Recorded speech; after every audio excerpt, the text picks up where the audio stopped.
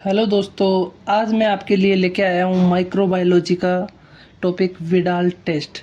तो दोस्तों हम देखते हैं कि विडाल टेस्ट हम लैब में कैसे लगाते हैं और विडाल टेस्ट होता क्या है।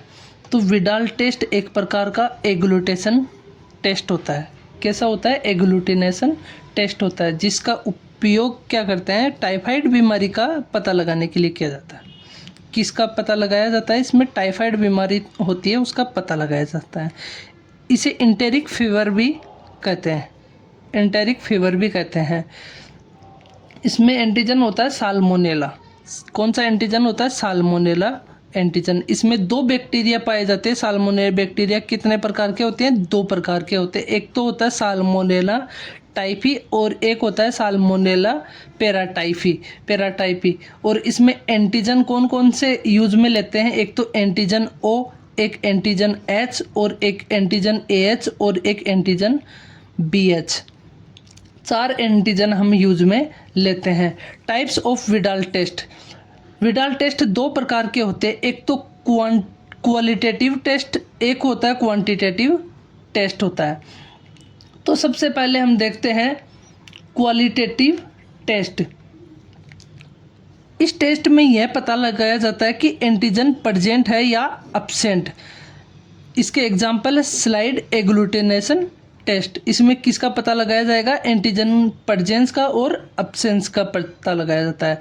फिर देखते हैं हम क्वांटिटेटिव टेस्ट। इस टेस्ट में यह पता लगाया जाता है कि एंटीजन की कितनी मात्रा प्रेजेंट है। एंटीजन की कितनी मात्रा प्रेजेंट है। तो एग्जाम्पल क्या है? Dilution test. सबसे पहले देखेंगे हम क्वालिटेटिव टेस्ट, जिसको हम किसके द्वारा देखते हैं? स्लाइड एग्लूटिनेशन स्लाइड के द्वारा। तो रिक्वायरमेंट क्या होती है इसमें? एक तो विडाल स्लाइड चाहिए हमें, एक ड्रॉपर की आवश्यकता होती है, एक मिक्सचर की आवश्यकता होती है, और सैंपल के रूप में क्या होना चाहिए? पेशेंट का सीरम। और रिएजेंट कौन कौन से होते हैं? O antigen, H antigen, A H antigen और बी एच एंटीजन। देखते हैं इसका हम प्रिंसिपल क्या होता है इसमें? ये एक प्रकार का एग्लूटिनेशन टेस्ट होता है। इस टेस्ट में हम क्या देखते हैं? पेशेंट का सीरम लेते हैं और जिसमें एंटीबॉडी प्रेजेंट होती है, उसको एक स्लाइड पर लेते हैं और उसमें क्या मिक्स कर देते हैं? एंटीजन को मिक्स कर देते हैं। और ये नेगेटिव होता है तो इसमें क्या होता है? कोई एंटीजन नहीं बनती है। अगर ये नेगेटिव होगा तो इसमें कोई एग्लूटिनेशन नहीं बनेगा। अब इसका हम देखते हैं प्रोसीजर क्या होता है? सबसे पहले विडाल स्लाइड को लिया जाता है और इसमें इस तरीके से मिक्स करा जाता है। देखो ऐसे विडाल स्लाइड होती है हमारे पास। तो ये ओ एंटीजन, एच एंटीजन और ए एच एंटीजन और बी एच एंटीजन। अब प्रत्येक गोले में क्या करते हैं? एक बूंद क्या डालते हैं? हम सीरम की डालते हैं। अब प्रत्येक गोले में सभी एंटीजन को मिक्स किया जाता है। अभी डायग्राम बताया मैंने आपको कि उसमें एक एक सीरम की बूंद डालेंगे और उनमें एंटीजन को मिक्स करेंगे, और मिक्स करने पर क्या देखा जाता है? एग्लूटिनेशन को देखा जाता है। अब दूसरा देखते हैं हम क्वालिटेटिव टेस्ट, जिसे डाइल्यूशन कहते हैं। डाइल्यूशन ये किसके द्वारा होता है? ट्यूब मेथड द्वारा। क्वालिटेटिव टेस्ट में यह पता लगाया जाता है कि एंटीजन कितनी मात्रा में प्रेजेंट है। इसमें रिक्वायरमेंट किस चीज़ की होती है? एक तो टेस्ट ट्यूब की होती है, पिपेड की होती है, नॉर्मल स्लाइन की होती है, टाइमर होता है और एक वाटर वॉच चाहिए। रिएजेंट वही चार रिएजेंट होंगे, ओ एच ए एच और बी एच। प्रोसीजर क्या होता है? सबसे पहले इसका क्या देखेंगे हम?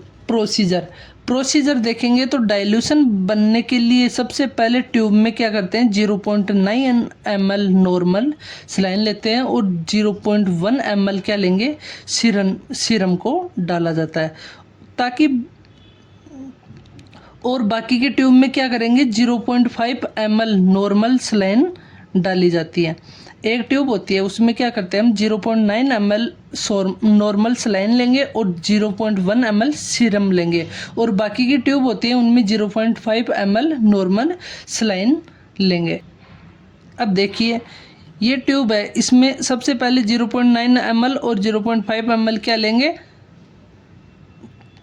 सीरम और नॉर्मल सलाइन। और बाकी की ट्यूब में क्या लेंगे हम 0.5 ml, 0.5 ml, 0.5 ml, 0.5 ml और 0.5 ml, इनमें क्या लेंगे नॉर्मल सलाइन।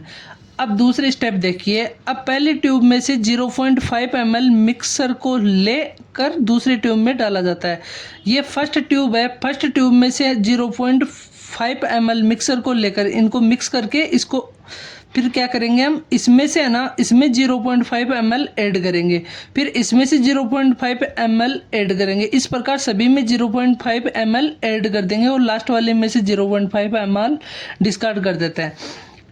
अब थर्ड स्टेप क्या होती है, अब सभी ट्यूब में 0.5 ml एंटीजन को डाला जाता है और एंटीजन डाला जाता है। इनमें कितना 0.5 ml OH, AH और BH, जिससे हम क्या करते हैं, टेस्ट करते हैं। अब क्या करेंगे, अब सभी ट्यूब को वाटर बोथ में 5 मिनट के लिए रखा जाता है। कितने मिनट के लिए रखेंगे, 5 मिनट तक, ताकि रिएक्शन हो। और उसमें क्या बाद में क्या देखा जाता है, उसमें एग्लूटिनेशन को देखा जाता है। तो हमें किस प्रकार के एग्लूटिनेशन दिखाई देंगे, देखो इस टाइप के। तो दोस्तों आपको वीडियो अच्छा लगा हो तो इसको अधिक से अधिक शेयर करें, लाइक करें, कमेंट करें और सब्सक्राइब करना ना भूलें। Thank you so much.